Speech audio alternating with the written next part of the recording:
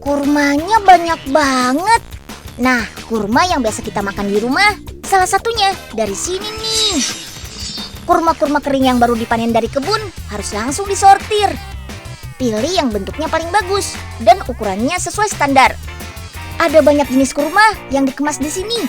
Ada yang dari sekitaran Arab, Irak, Tunisia, sampai Aljazair. Selain dalam bentuk buah kering, pabrik ini juga membuat pasta dan sirup kurma. Pasta dibuat dari buah kurma yang gak lolos sortir tadi. Buah ini kemudian digiling dan dimasak dengan menambahkan sedikit air. Pasta kurma ini nantinya dikirim ke pabrik-pabrik jajanan untuk isian roti, biskuit, atau kue-kue khas Timur Tengah seperti mamol. Sedangkan untuk sirup juga dibuat dari buah kurma giling yang dimasak, tapi dengan menambahkan lebih banyak air, makanya lebih encer. Kawasan Timur Tengah memang selalu identik sama kurma, karena pohonnya memang cocok tumbuh dan hanya bisa berbuah di habitat gurun. Kalau di daerah yang curah hujannya tinggi kayak di Indonesia sih sulit berbuah. Makanya pabrik pengemasan kurma terbesar di Dubai ini mengekspor buah kurma ke berbagai negara, supaya kita yang gak punya pohon kurma bisa ikut menikmati buahnya. Mantap kan? Nah, hari ini Unyil akan bagi-bagi cerita tentang Dubai nih, kota di Uni Emirat Arab yang terkenal dengan kemegahannya. Tonton sampai selesai ya. Si Unyil, yuk kita kemon.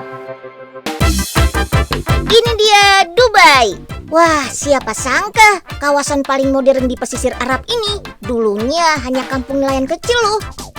Sejak ditemukannya tambang minyak bumi di wilayah ini, kehidupan masyarakat Dubai langsung berubah. Dari yang tadinya nelayan pencari mutiara, sekarang jadi pemilik emas hitam alias juragan minyak. Widih. Semua yang serba ada di kota ini loh. Salah satunya gedung tertinggi di dunia ini, namanya Burj Khalifa. Gedung 160 lantai yang dibangun sejak 2004 ini jadi ikonnya kota Dubai.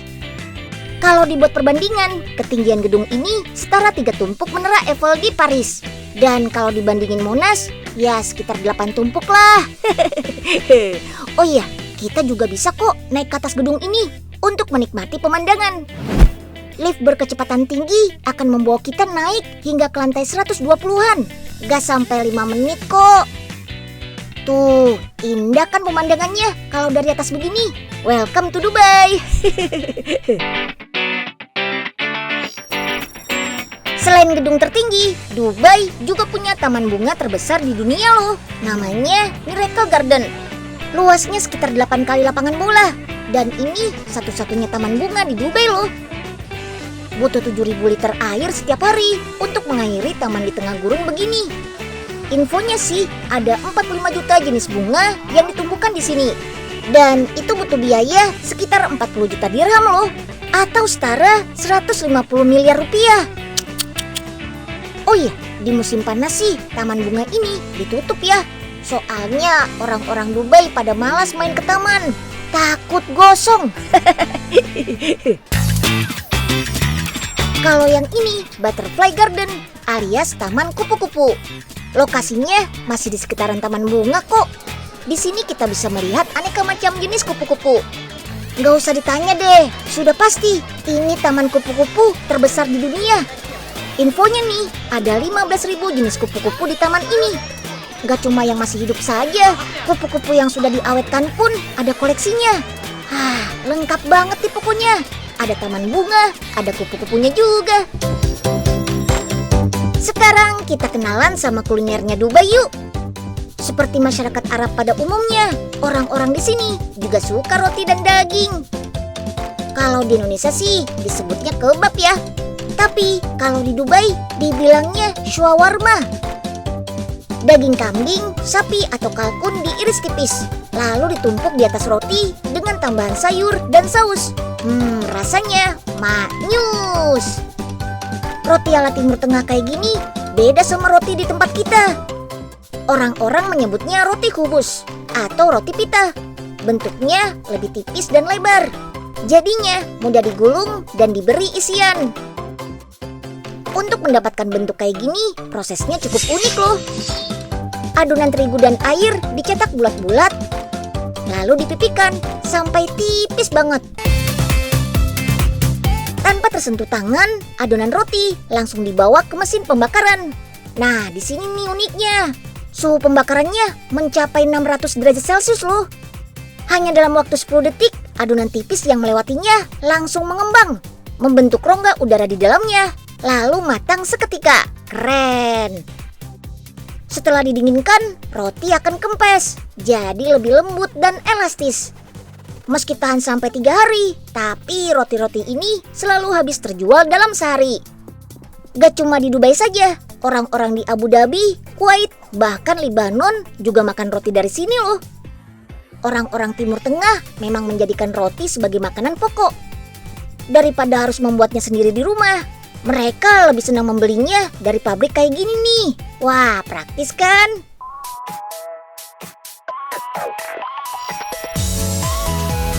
Selain roti dan daging, makanan manis juga digemari di sini. Umumnya sih buat kudapan santai atau disajikan buat hidangan penutup. Orang-orang barat menyebut jajanan manis ini Arabic sweets. Bentuknya macam-macam deh, dan semuanya serba manis, kayak yang dibuat di pabrik ini nih. Salah satu produk andalannya adalah kunafa mozzarella. Bahan pastry dari campuran terigu dan mentega dipotongi tipis. Tambahkan isian keju mozzarella, lalu tutup lagi dengan tumpukan pastry. Panggang di atas kompor labirin sampai matang. Selain mozzarella, ada juga kunafa dengan isian dan taburan keju nabulsi, kejunya orang Arab. Yang jadi ciri khasnya jajanan manis di Timur Tengah adalah tambahan air mawar ini nih. Ini yang bikin aromanya harum dan menggugah selera. Jajanan kunafa asalnya dari Palestina.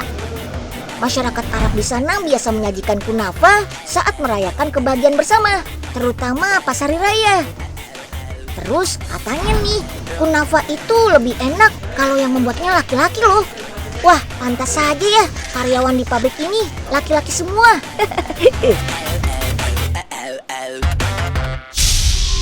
Nah, banyak nih Po jenis sweetsnya. Pilih deh, pilih. Bebas. Waduh, yang ini bisa bawa pulang ya Nyil? Banyak bener. Empo mau yang itu Nyil? Ya, yang ono juga. Nah, sama yang belah itu tuh Nyil. Aduh, tuh kan bener. Banyak banget maunya. Poipe. Lah, biarin ngapa sih Nyil? Kapan lagi mau ke Dubai? Orang tiketnya mahal banget. Ya udah, ayo makannya di sana aja. Nggak boleh di sini, Po. Kalau yang ini, jajanan sehatnya anak-anak Dubai nih. Snack bar dari biji-bijian dan bahan alami bergizi tinggi. Yap, snack bar yang biasa kita makan ada yang dari oat atau kacang kedelai. Tapi kalau snack barnya Dubai ini dibuat dari kacang pistasio. Salah satu kacang-kacangan bergizi dari Timur Tengah. Kacang pistasio kaya akan protein, serat, zat besi, kalsium, dan berbagai jenis vitamin. Khasiatnya pun banyak loh, untuk kesehatan jantung, mencegah kanker, menutrisi kulit, dan menjaga berat badan tetap ideal. Selain pistasio, ada juga bahan-bahan kaya gizi lainnya, seperti almond, aprikot kering, biji labu, dan sereal.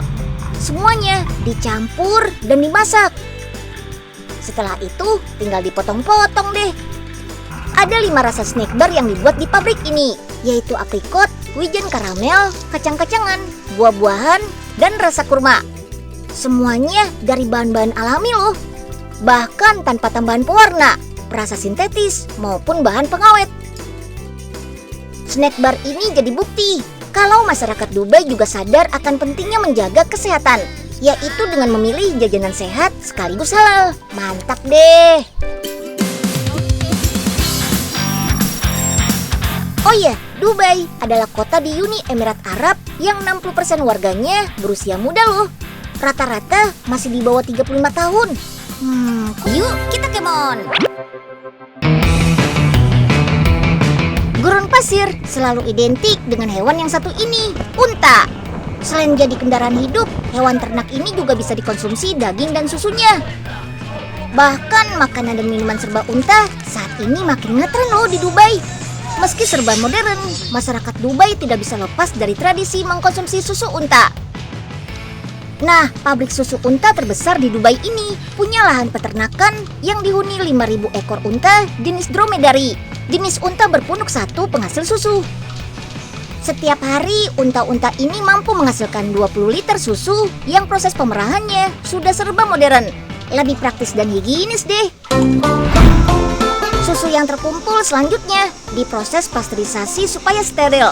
Setelah itu, susu dibawa ke mesin UHT atau Ultra High Temperature. Mesin ini memanaskan susu hingga 135 derajat Celcius hanya dalam waktu 4 detik. Proses pemanasan cepat inilah yang bisa mengawetkan susu tanpa merusak gizinya. Selain dalam bentuk UHT aneka rasa, ada juga nih susu unta bubuk, keju, es krim, dan yang terbaru ada susu formula unta buat bayi yang alergi susu sapi. Ini susu formula unta pertama dan satu-satunya di dunia loh.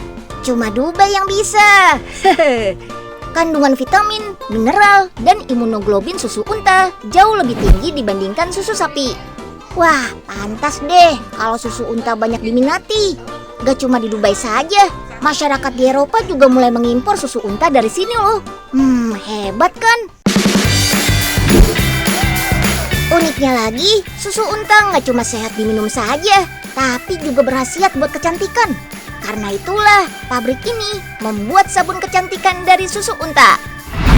Untuk membuat sabun, susu unta harus dicampurkan dengan bahan pembuat sabun batangan seperti beeswax, serta tambahan minyak zaitun, minyak kelapa, minyak almond, dan parfum untuk aromanya. Semua bahan diaduk sampai mengental. Setelah itu dicetak jadi bentuk batangan. Susu unta memang diketahui mengandung antioksidan tinggi yang bisa menyehatkan kulit dan menjadikannya halus. Bahkan hasil penelitian di Eropa menyebutkan kalau susu unta ternyata punya sifat antivirus dan antibakteri. Cocok nih untuk mencegah timbulnya jerawat dan membasmi penyakit kulit. Gak cuma buat wanita saja, sabun susu unta juga bisa buat bayi untuk menjaga kulitnya tetap lembut. Nah, ada kafe di pusat kota Dubai yang menjual aneka menu dari daging dan susu unta. Menu andalannya adalah burger unta. Sama sih kayak burger pada umumnya, hanya beda patty-nya saja karena dibuat dari daging unta. Mengolah daging unta beda ya dengan daging sapi. Daging unta agak alot, jadi butuh waktu lebih lama untuk menjadikannya lembut dan enak disantap. Kalau soal nutrisi, daging unta ini lebih rendah kalori, bahkan setengahnya daging sapi loh. Kandungan lemaknya juga sedikit. Dan yang bikin daging hewan ini disukai orang adalah kandungan omega 6-nya yang tinggi. Makanya banyak yang bilang kalau daging unta ini bisa mencegah kanker. Untuk minumannya, kafe serba unta ini menyajikan kopi susu unta dan jus jeruk susu unta. Dijamin maknyus deh. Masih ada lagi nih bagian unta yang belum diolah. Yap, kulitnya. Di Dubai, kulit unta banyak dipakai untuk membuat sepatu. Bahkan sepatu buat bayi loh. Tante Lady inilah yang berinovasi membuat sepatu bayi dari kulit unta. Wanita asal Afrika Selatan ini menggunakan bahan kulit unta karena teksturnya yang lembut dan aman buat bayi. Selain itu, bahan bakunya juga banyak di Dubai. Tante Lady memilih sendiri bahan-bahan kulit unta berdasarkan kualitas dan warnanya. Setelah itu, penjahit akan menjadikannya sepatu sesuai desain yang sudah dia buat. Selain kualitas bahan kulit, sepatu bayi ini juga mengandalkan perpaduan warna-warninya yang cantik. Pas banget deh buat para baby yang pingin tampil gaya. Oh iya, untuk harganya yang paling murah dijual 80 dirham atau sekitar 300.000 rupiah. Dubai memang gak tanggung-tanggung deh kalau soal unta. Semuanya bisa dijadikan cuan. Mantap! Oke, sekarang kita berpetualang yuk menyusuri gurun pasir Arab ala off-road. Yeay! Off-road di gurun pasir kayak gini jadi hobi favoritnya orang-orang Dubai loh. Bahkan di sini ada perusahaan mobil yang khusus membuat kendaraan off-road gurun. Salah Salah satu andalannya adalah Zarok, jenis mobil off-road yang namanya diambil dari nama ular gurun. Pas banget deh, karena mobil ini memang dirancang spesial untuk melintasi medan gurun. Tuh, lihat aja desain bodinya. Dibuat dari kombinasi plat besi dan serat karbon. Dijamin kuat, tapi tetap ringan buat akselerasi. Saat ini sudah ada banyak tipe mobil yang dibuat perusahaan ini. Modelnya pun macam-macam. Dan semua dijual dengan harga di atas 1 miliar rupiah. Murah banget kan kalau buat juragan minyak Dubai.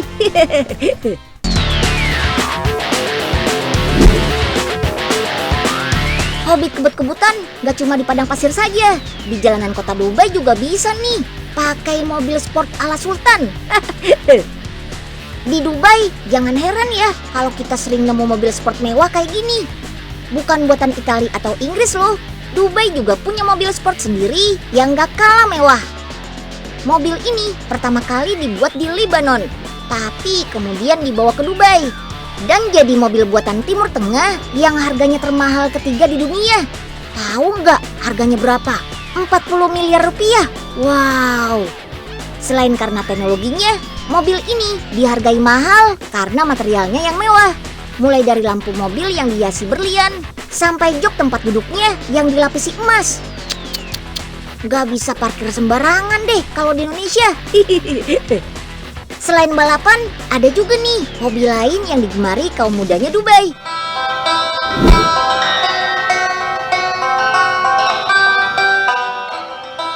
Tahu kan alat musik apa? Yap, gitar.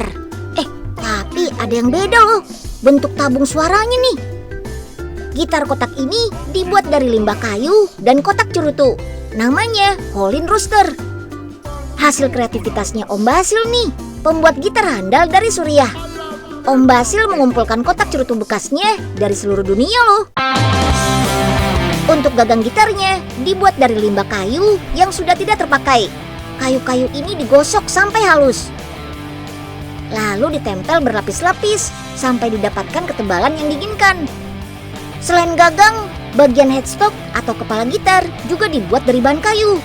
Sama kayak gitar kayu pada umumnya kok. Yang bikin beda ya bagian bodi gitarnya ini nih. Dari kotak bekas wadah cerutu. Wow. Bunyi yang dihasilkan dari gitar kotak cerutu ini memang beda dari gitar biasa. Lebih cocok digunakan untuk mengiringi musik jazz blues atau musik-musik tradisional. Om Basil biasa menjual gitar buatannya ini seharga 100 dirham atau sekitar 1 jutaan rupiah. Luar biasa ya. Di Dubai juga ada loh hobi musik unik kayak gini.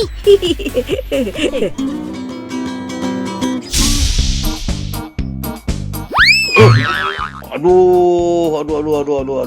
Waduh, Pak Oga, kenapa Pak?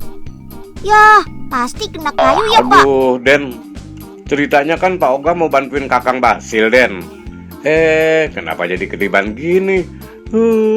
Ya, lagian ada-ada aja sih Pak. Biasanya juga nggak pernah bantuin. Ya udah, ayo Pak, Unyil bantu deh. Sini. Ya, bantuin juga harus ada imbalannya, Den. Kali aja dapat gitar 1. Pak Oga ngarep sih. Yuk, kita kemon. Masih ada lagi nih yang di kota Dubai. Kalau Miracle Garden jadi taman bunga terbesar di dunia, yang ini taman terkecil di dunia, alias mini garden. Lihat aja, cuma seukuran cangkir dan gelas. Ini adalah produk kerajinan buatan Tante Aigul, perempuan asal Rusia yang sudah lama tinggal di Dubai. Membuat kebun mini ini juga butuh tanaman asli loh, tapi harus dipilih yang ukurannya mini. Jenisnya ada Cordillina, Nolina, dan Pacira. Yang menarik dalam membuat kebun mini ini, kita bisa berkreasi membuat hiasan mini menggunakan clay atau dough. Harus detail dan teliti nih, biar hasilnya bagus. Aneka bentuk mini clay ini selanjutnya di oven dengan pemanasan di atas 100 derajat Celcius. Hingga tekstur clay jadi lebih keras dan gak mudah hancur. Setelah itu, hiasan clay bisa langsung disusun di dalam gelas yang sudah ada tanamannya. Sip, keren kan jadinya? Nah, taman terkecil di dunia tadi mengakhiri cerita Unyil tentang Dubai. Masih ada cerita-cerita lainnya dari berbagai negara yang akan Unyil bagikan minggu depan. Jadi, tonton terus si Unyil ya. Happy weekend!